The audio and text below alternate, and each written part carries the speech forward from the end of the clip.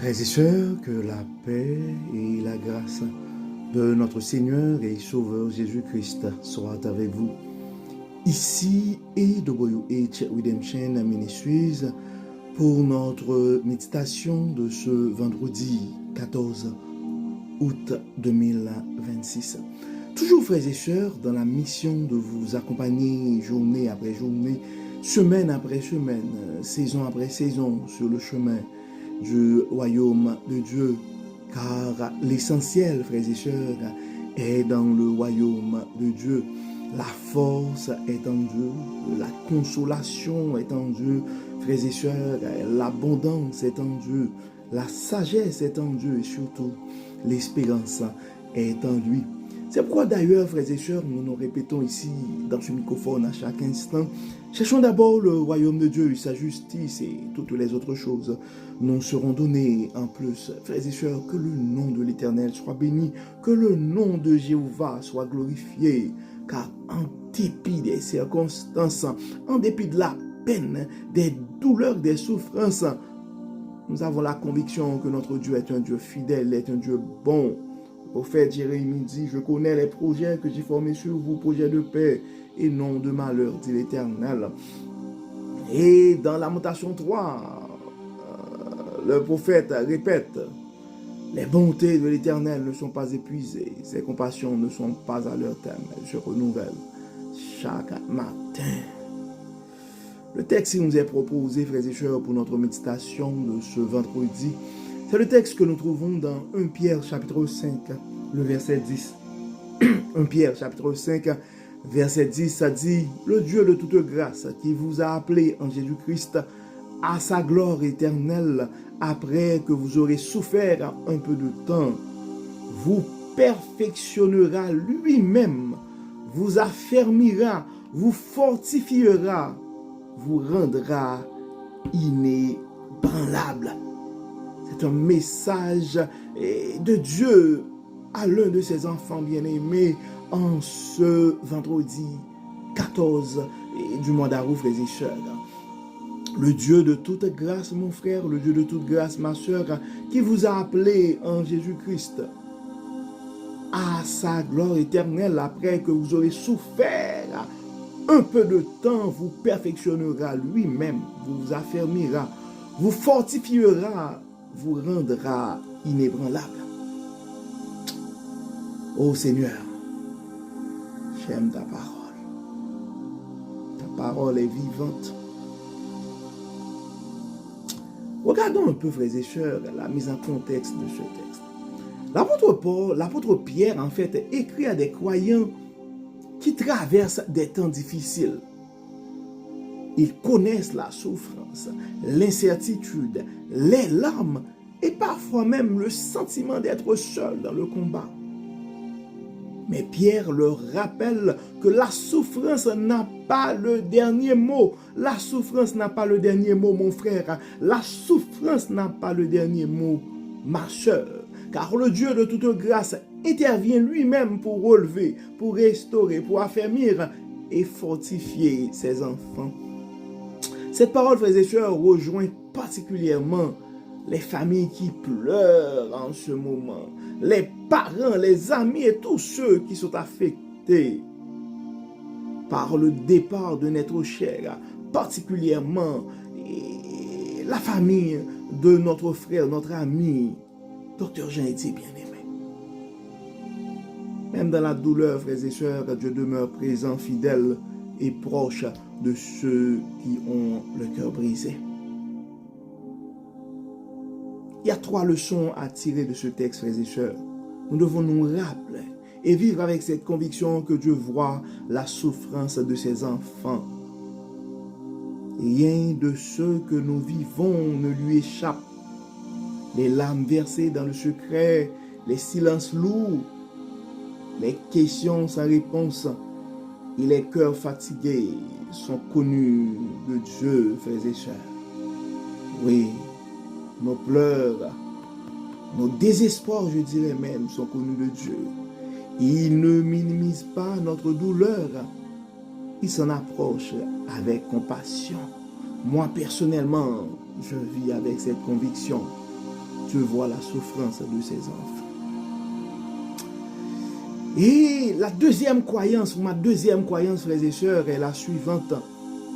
Dieu restaure après l'épreuve. Pierre dit, après que vous aurez souffert un peu de temps, l'épreuve peut sembler longue, mais elle n'est pas éternelle. Le Seigneur sait réparer ce qui a été brisé, consoler ce qui a été blessé et redonner la force à ceux qui n'en ont pas.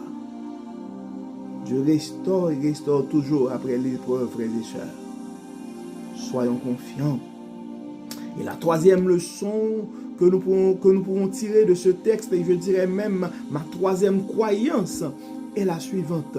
Dieu rend ses enfants inébranlables. Être inébranlable, frères et sœurs, ne veut pas dire que ne jamais pleurer. Mais cela veut dire rester soutenu par la main de Dieu quand tout tremble autour de nous. Car la foi, frères et sœurs, ne nie pas la douleur. Elle s'appuie sur celui qui demeure stable au milieu de la tempête. Ouais, Dieu rend ses enfants inébranlables, même devant la mort de notre chair. Conseil pratique pour cette journée vendredi 14 août, frères et sœurs, est le suivant, le conseil. Nous sommes appelés à prendre un moment aujourd'hui pour appeler, écrire ou visiter une personne qui souffre. Nous sommes appelés à partager une parole douce, une présence respectueuse ou une simple prière peut devenir, frères et sœurs, un instrument de consolation entre les mains de Dieu. Prions pour un frère qui souffre. Prenons le temps de visiter quelqu'un qui est en difficulté, d'appeler ou d'écrire un petit message. Parole de motivation pour ce vendredi, frères et sœurs. Nous ne sommes pas abandonnés dans l'épreuve. Tu n'es pas abandonné dans l'épreuve, mon frère. Tu n'es pas abandonné dans cette épreuve, ma sœur. Le Dieu de toute grâce marche avec toi. Il est prêt à te relever et te donner la force pour continuer un jour à la fois. Comme d'habitude, frères et sœurs, nous allons prier. Nous allons prier, nous allons remettre nos cœurs lourds devant Dieu, nos forces limitées. Nous allons prier pour la consolation de toutes les familles qui souffrent, mais particulièrement les parents et amis touchés par le départ du docteur Jean-Eddy Bien-Aimé. Donc aujourd'hui, la famille reçoit à Montréal ce soir pour l'exposition et demain samedi, donc les funérailles seront chantées à l'église de Dieu de la prophétie à Montréal. Prions, frères et sœurs, car notre Dieu est un Dieu fidèle. Il est le Dieu de toute consolation. C'est le moment de partager notre méditation à un frère ou à une sœur aussi, mais c'est surtout le moment d'intercéder. Prions le Seigneur. Dieu de toute grâce, Dieu de toute bénédiction, Dieu de toute consolation, nous venons devant toi avec nos cœurs lourds et nos forces limitées. Tu vois les souffrances, les douleurs de tes enfants bien-aimés. Console en ce moment les familles qui souffrent, nos frères et sœurs qui sont malades, qui se sentent fatigués, épuisés. Remettons entre tes mains particulièrement en ce moment les parents, amis qui sont touchés par le départ de notre ami frère, le docteur Jean-Eddy Bien-Aimé. Nous demandons, Dieu clément, de soutenir les parents, les amis, les proches qui devraient réunir cet après-midi lors de l'exposition. Et nous remettons entre tes mains aussi les services funéraires qui devraient chanter Demain, samedi, vers 10h à l'église de Dieu, la prophétie à Montréal. Dieu Père Tout-Puissant, Dieu de toute consolation, remettons entre tes mains en ce moment les cœurs brisés, les âmes angoissées, les esprits troublés, nous les remettons entre tes mains. Dieu de grâce, Dieu de toute consolation, Dieu de toute bonté, viens en ce moment pour consoler, pour bénir, pour régénérer, pour soulager, pour délivrer. Nous avons d'autres familles qui sont en train de vivre des situations assez difficiles, assez délicates aussi. Tu les connais par leur nom, tu connais leurs adresses. Dans ton amour, dans ta grâce, Dieu t'aime, tu vas nous intervenir pour bénir, pour guérir, pour consoler, pour délivrer. Permets Seigneur que nos paroles, nos actions puissent consoler, puissent soulager et faire voir à ceux qui nous entourent que tu es le Dieu de toute grâce, le Dieu de toute bonté, le Dieu de toute miséricorde, le Dieu qui pardonne, le Dieu fidèle, le Dieu qui délivre. Pardonne-nous Seigneur, assiste-nous, guide-nous. Utilise-nous comme un instrument pour faire briller ta gloire. Je prie au nom de Jésus, qui vit et qui règne au siècle des siècles. Amen. Amen.